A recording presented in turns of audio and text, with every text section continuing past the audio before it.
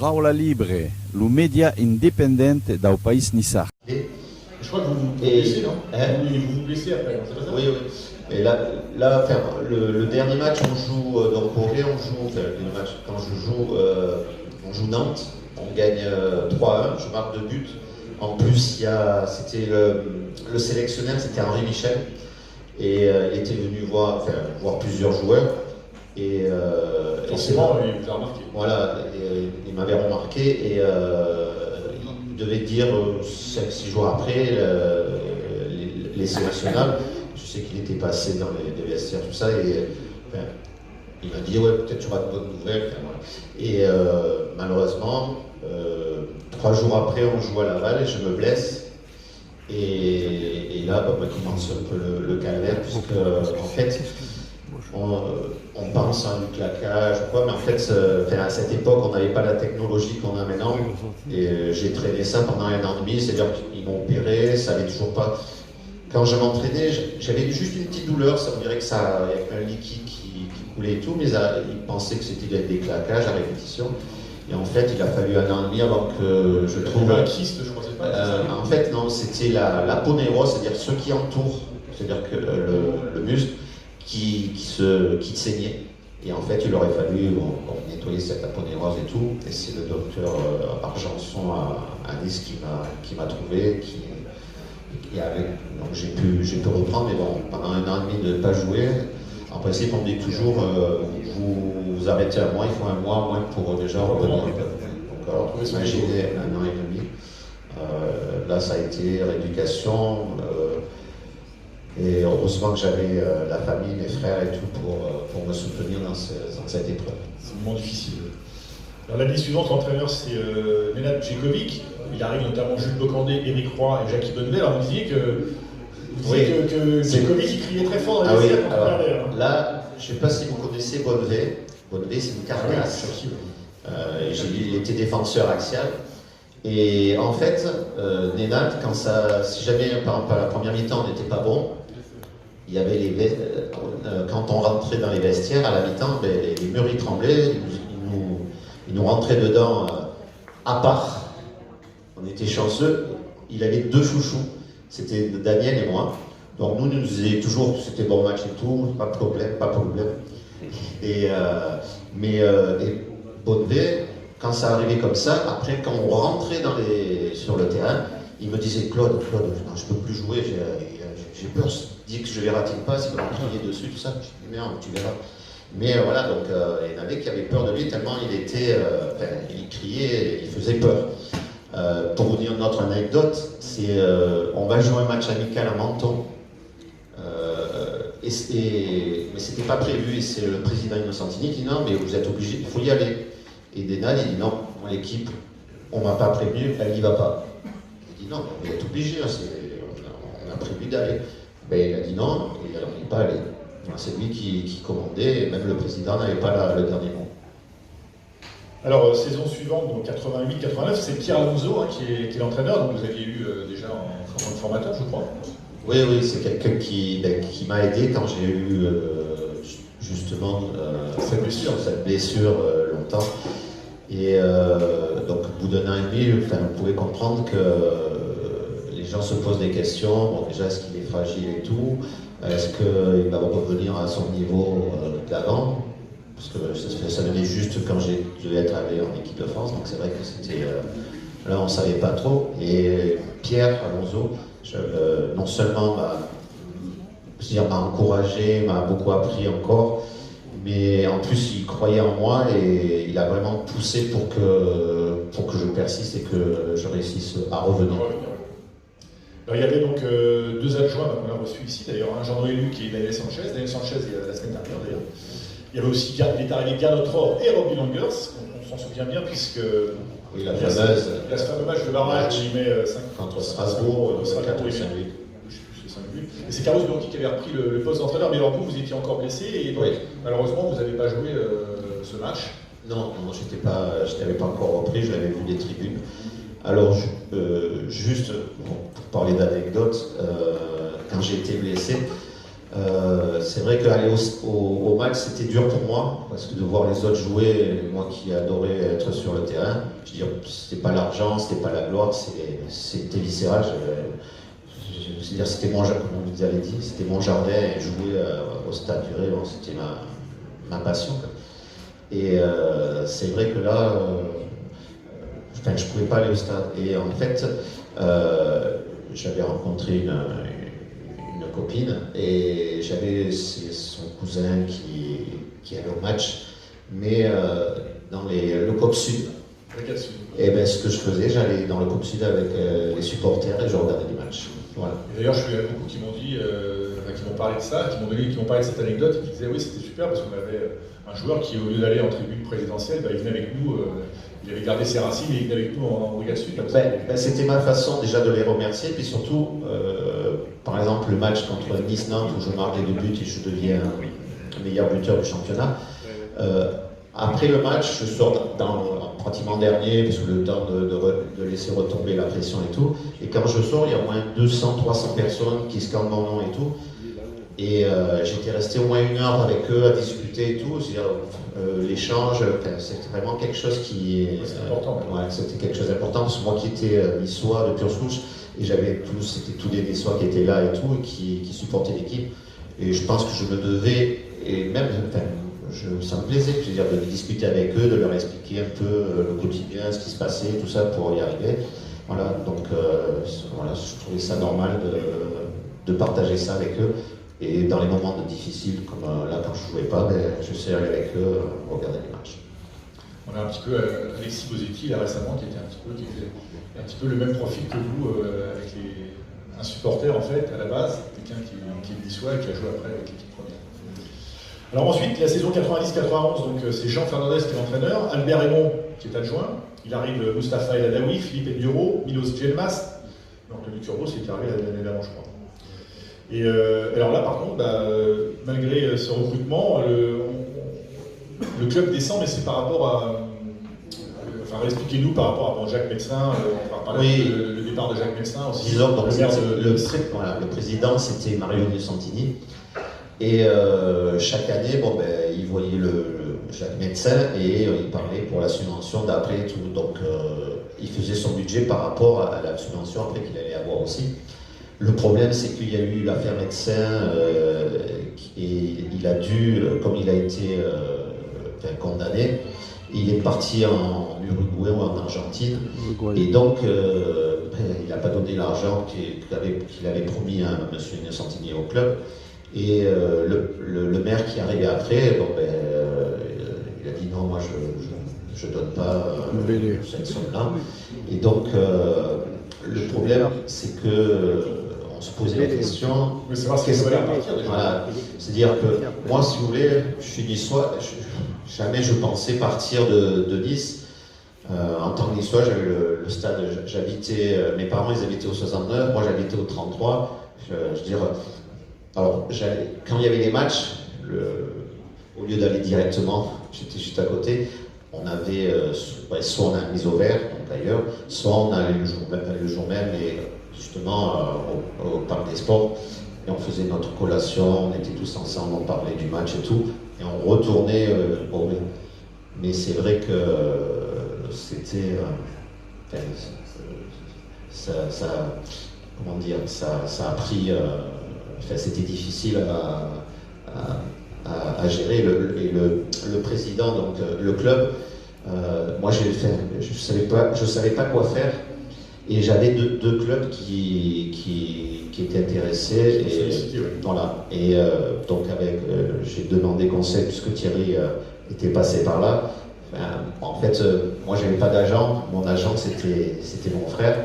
J'avais confiance, donc au moins, je pense que si maintenant les joueurs de maintenant feraient pareil, ça serait peut-être mieux que tous ces agents qui pensent à l'argent et pas au foot. Et donc voilà, donc je savais, on m'avait proposé, donc M. Santini avant qu'il se passe là, ça, il m'avait dit reste au club, on te prolonge donc de 5 ans et pendant 2 ans après tu rentres dans le stade. Je dis oui, mais donc après il part parce qu'il y a un déficit et personne n'a su me dire enfin, personne. Il y a quelqu'un qui est arrivé, notre président, mais il n'avait pas l'argent, donc il est reparti. Et en fait, on ne savait pas du tout où on allait. Moi, je jouais à Nice, maintenant en Ligue 2, c'était mon club. Mais là, on ne savait pas si ils allaient repartir, et il y avait de grandes chances qu'ils ne repartent pas. Donc, on est allé avec mon frère à Metz. Bon, c'était juste, j'allais dire à mon frère, bon, on va voir, mais je dis, moi, je suis niçois, à partir tout à Metz, dans le nord. C'était pas évident. Les terrains gelés. Voilà, ouais. Et donc, on monte, et avec mon frère, et puis... C'était Carlo Molinari déjà? Voilà, Carlo Molinari, c'était un monument du football. Et Muller, l'entraîneur. Et dans la foulée, on monte et ça se fait, on signe. Et voilà, donc comme moi qui pensais faire toute ma carrière à l'OGC Nice, je me retrouve pour l'année qui suit à Metz. Voilà. Et on parlait donc du Nord et des terrains gelés. Donc anecdote, première saison à Metz, on part très fort, on est dans les premiers, ça se passe bien tout ça. Arrive l'hiver. Moi, j'ai un appartement en hauteur où il y a des baies vitrées, et un matin, je me lève, je prépare mes affaires et tout, et je vois, il fait soleil, tout ça, super. Je vais au stade, je rentre dans les vestiaires d'entraînement, puis je vois tout le monde. J'ai dit, mais vous mettez quoi comme chaussures là? Il m'a dit, ben, c'est des chaussures parce que le terrain il est gelé. Ah bon, mais le terrain il est gelé, mais il fait soleil. Eh bien, je ne me suis pas entraîné, j'ai rien amené. Moi, j'étais avec les crampons, les gros crampons et tout. J'ai pas pu m'entraîner ce jour-là.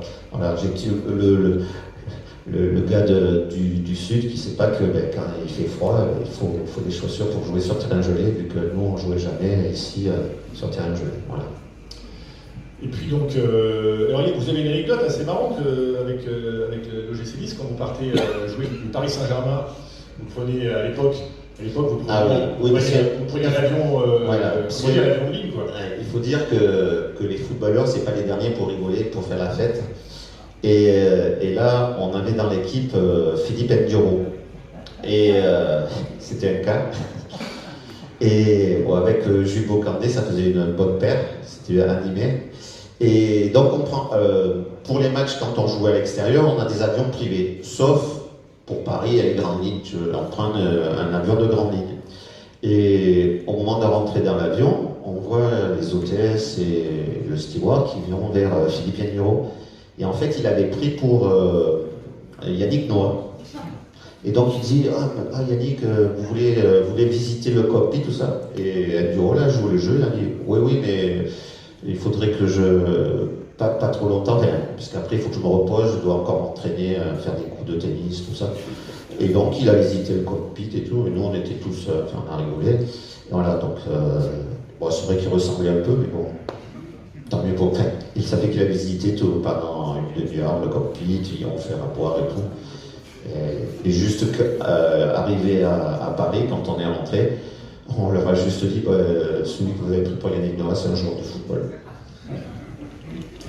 Alors puis à Metz, vous avez une autre anecdote, c'est que vous avez monté un groupe de musique avec François Calderaro. Ah, oui. Là, c'était un avant-centre, avec les cheveux longs. Oui. Et Philippe Berger, qui est entraîneur maintenant d'ailleurs. Oui. Donc, vous faisiez du cabaret, des choses comme ça. Voilà, oui. Vous étiez chanteur. Voilà, moi je chantais. Vous êtes toujours chanteur d'ailleurs. Oui, parce que là, on fait des spectacles, on a monté une comédie musicale, donc on chante, je joue même un personnage dans la nouvelle comédie musicale, c'est ma passion. Oui, là-bas, on avait François Calderaro aussi qui chantait, donc il était deux chanteurs, je jouais moi un peu du synthé. On avait Ace Berger qui était à la guitare et à la basse et à la batterie, je ne me rappelle plus son nom. Et donc on se retrouvait une fois par semaine, et on chantait, pendant des heures et des heures. Et on avait même ici Ace Berger qui un jour était un ami à Francis Cabrel. Et Francis Cabrel lui avait fait l'honneur de monter sur scène pour jouer avec lui. Donc c'est vrai que c'est un beau souvenir. C'est un bon souvenir. Pour lui. Alors ensuite, vous êtes parti à Guingamp, et puis vous êtes revenu dans la région, vous avez terminé votre carrière à l'Étoile de Fréjus. Et là, après, vous avez eu une relation très particulière avec Adil Rami, puisque c'est vous qui l'avez envoyé faire un test à l'OGC Nice et à Monaco, puis ils ne l'ont pas gardé en fait. Oui, ben, donc mon frère était le directeur sportif de l'Étoile de Fréjus. Moi, j'ai toujours entraîné les jeunes, c'était ma passion, former les jeunes et découvrir les talents. Et donc, avec mon frère, on l'avait envoyé à Monaco, je crois que c'était Giordano qui était avant Nice, qui était le recruteur là-bas pour les jeunes. Et il était allé aussi à Nice. Et le problème d'Adil, c'est que c'est vrai que il était foufou, il avait une énorme qualité, mais il était foufou. Et je crois qu'il avait fait d'un jour ou deux, il avait fait le mur, il était sorti. Voilà. Et donc finalement, c'est à Fréjus qu'il a fait toutes ses armes, il n'avait pas fait de centre de formation. Et c'est quand il a joué en équipe 1 à Fréjus que Claude Puel qui l'a repéré. Claude Puel, voilà, ils l'ont repéré, il est allé faire les essais, et puis il a eu la carrière qu'on connaît. Voilà, il a fait les essais à Lille, il a commencé en équipe réserve de Lille, ensuite il est monté en équipe première. Il a été champion de France d'ailleurs avec Lille. Oui, Ensuite il a été recruté, il a été sélectionné en équipe de France ensuite. Sans faire de grand club avant, en centre de formation, il a intégré directement le club de Lille. Et là, vous êtes toujours, je crois que vous êtes à la direction des sports dans la ville de Fréjus, à la mairie de Fréjus. Oui, je suis à la mairie de Fréjus et j'encadre tous les éducateurs de sport de la ville. Et vous saluerez Antoine Massimo. Oui, ça sera fait. Écoutez, on va passer aux questions des supporters. Pas de souci. Alors, qui veut poser la première question? Ah, là-bas. Christian. Bonsoir Claude. Bonsoir. Alors j'ai une petite question. J'ai eu la chance de jouer contre toi au Parc Impérial quand tu étais en sport-études. Est-ce que tu en as des souvenirs de ce tournoi? Oui, je me souviens, c'était entre midi et 2. Et oui, je veux dire, moi, du moment quand je jouais au foot, c'est ce que j'adorais. Donc, quand j'étais à l'école au Parc Impérial, j'allais en cours. Après, j'ai toujours été bon élève, mais j'allais en cours, mais ce qui me plaisait le plus, c'était entre midi et 2 quand on faisait les tournois. Voilà. Donc, oui, je m'en souviens bien. Bon, moi, je galérais quand je te voyais arriver contre nous. C'était plus la peine de jouer, quoi. Ton équipe, elle était gagnante, quoi, déjà. Oui, je sais que quand on faisait les équipes et tout, il y en a pas mal qui voulaient que je sois avec eux. Mais voilà, mais après c'était surtout un moment d'échange, parce que bon, après c'était plus on se chambrait et tout ça, mais je veux dire, c'était bon enfant. Et après, dans ta carrière professionnelle, quel est le joueur qui t'a le plus impressionné? Alors je vais répondre, mais en fait, c'est pas quelqu'un avec qui j'ai joué, ni contre, ni avec, mais ça a été mon entraîneur. Ça a été Nenad Djekovic. Et je vais te donner une anecdote. C'est que quand il entraînait les gardiens, pour les gardiens c'était un calvaire. Il dirait, sur 20 tirs, il a marqué 19 points. C'est-à-dire, il était vraiment impressionnant. Je pense que Thierry, qui a joué avec lui, avec Nenad, il peut mieux en parler parce que c'était vraiment quelqu'un, pour moi, un des meilleurs avançants qu'on a eu sur la côte. Une autre question? Bonsoir Claude. Je voulais savoir dans quel club vous aurez aimé évoluer en France durant votre carrière. Alors, durant ma carrière, une équipe avec qui, quand on a joué surtout chez eux, c'était vraiment aussi très difficile parce que c'était une équipe, c'est un rouleau compresseur, c'était le FC Nantes. Ils avaient un style de jeu collectif. Ils avaient aussi des individualités, mais surtout collectivement.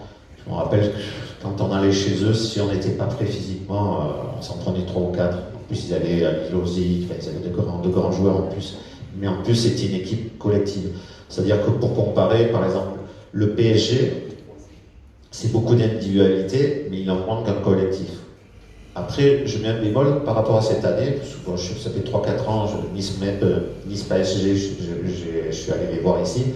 Autant les 2-3 fois qu'ils sont venus ici, j'ai trouvé qu'il n'y avait que des individualités. Là, pour la première fois, sur la première mi-temps, quand ils sont venus, c'était vraiment collectif. Mais il n'y avait pas Neymar, il n'y avait pas Mbappé. Et c'est vrai que quand ils sont là, c'est plus un jeu individuel. Mais un club, je parlais plutôt par rapport à l'ambiance, à l'atmosphère, au stade. Ah, alors, l'ambiance, tout de suite, Lens. Moi, quand je suis allé à Lens, j'ai été surpris. Parce que, je ne sais plus si c'était la première ou la deuxième fois où j'y vais, on gagnait. Là-bas, les gens ils chantaient, ils criaient, tout ça. Et ils nous ont applaudi. Enfin, c'est-à-dire, des supporters comme ça, je n'ai jamais vu. Ils encourageaient leurs équipes et tout, mais ils étaient respectueux aussi des adversaires. Voilà. Donc c'est vrai, avoir un public comme Lens, c'est vraiment... Après, malgré tout, je veux dire, moi qui suis niçois, je veux dire, j'ai connu l'ambiance au Stade du Ré, et bon là je viens de temps en temps aussi au match. Malgré tout aussi, on est réputé aussi quand même d'être chauvin, mais je veux dire d'encourager l'équipe. Après c'est vrai que c'est difficile quand ça va mieux ou quoi, enfin, moins bien, les supporters, mais bon il y a toujours le club, tout ça, les gens qui supportent. Je vous remercie. D'autres questions? Étienne? Bon, on va rester sur cette... Voilà, on va rester là-dessus. On va vous applaudir bien fort, on va vous remercier pour d'être venus avec nous. Et puis, on va vous souhaiter un bon match, avant que vous ayez passé une petite année à Metz. Voilà. Oui. Mais comme je disais, même si j'ai passé à Metz, bon, bien sûr je suis pour Nice et j'espère que par rapport au classement, ben, on va gagner.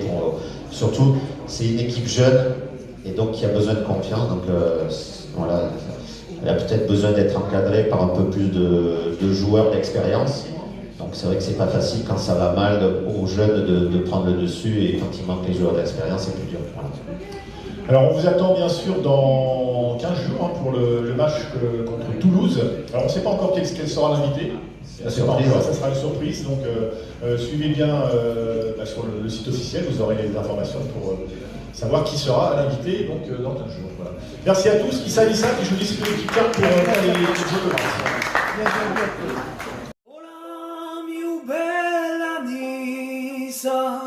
Regina dei flu, li tiuvi torisa, io canterai tu giù, cantai di montagna, li tiu tan de cor, li tiu verdi campagna, li tiu gran soleil d'or.